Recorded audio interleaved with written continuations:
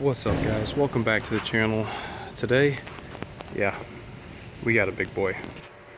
This thing came in for a leaking primary radiator, which is supposed to go right there. That's it. Pretty much regular 6.7 one, but usually the 6.7 is like this, you know, except this one's standing up nice and tall like. The first part of radiator removal was to drain all the fluids and evac the AC, and then remove the cooling system module. Thing's pretty beefy. We got the AC condenser, the emissions, the secondary cooling system radiator, and then the primary one. We got a power steering bracket cooler that mounts in front of the primary radiator, which is right here, just hanging. It's supposed to go on like that. Lower hose still leaking. But I just wanted to show you guys what you have to do to install the primary radiator into the cooling system module, which is removed from the vehicle already. So I'm gonna go move it over here to the other side of the truck, and we're gonna start tearing down. Alright, I'm just gonna do it right here. Forget moving it. First thing we're gonna do is we're gonna remove this whole air deflector piece and all the push pins from around the radiator. Alright, so I've already went ahead and taken off the air deflector piece, got all the push pins.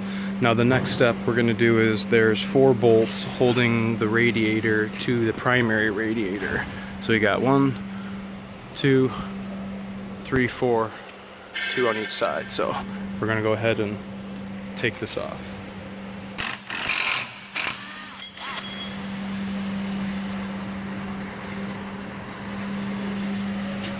Backwards.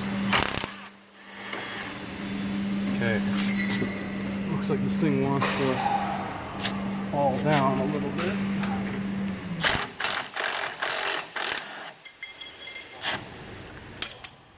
Almost in the drain. Yep, this boy's going to want to fall out, so we're going to hold this and take this bolt out as gingerly as we can without having it fall down on us.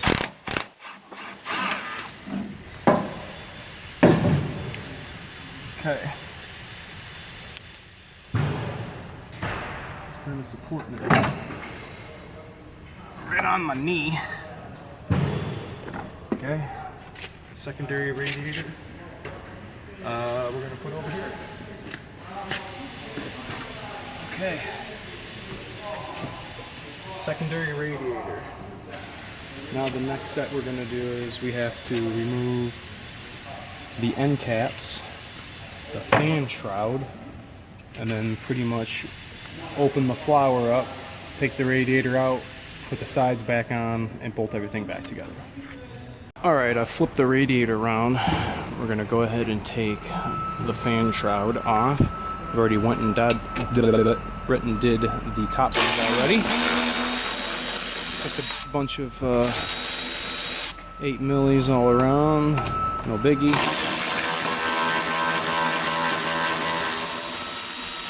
Hope everybody's having a good Friday night.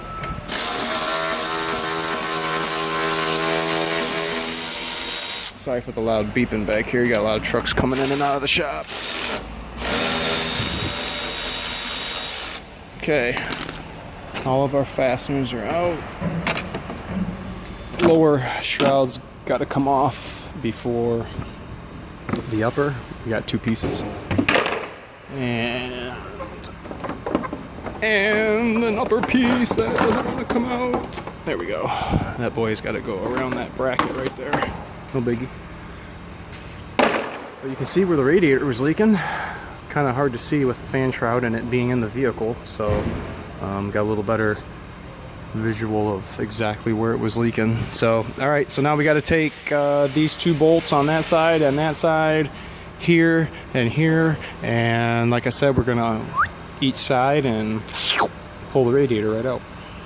Alright guys, so you can see I took both sides off and blossomed my metal flower We got last two bolts here. That's holding the top bracket to the radiator.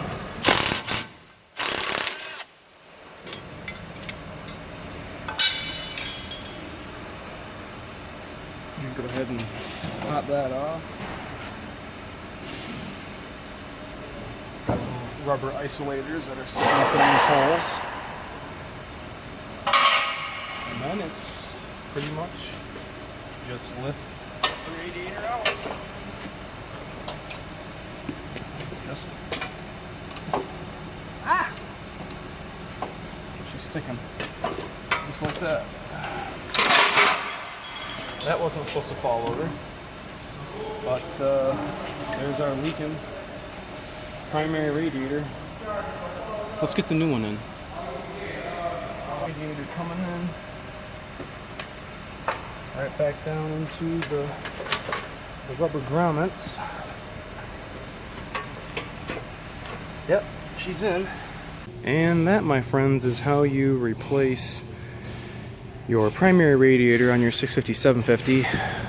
The disassembly process.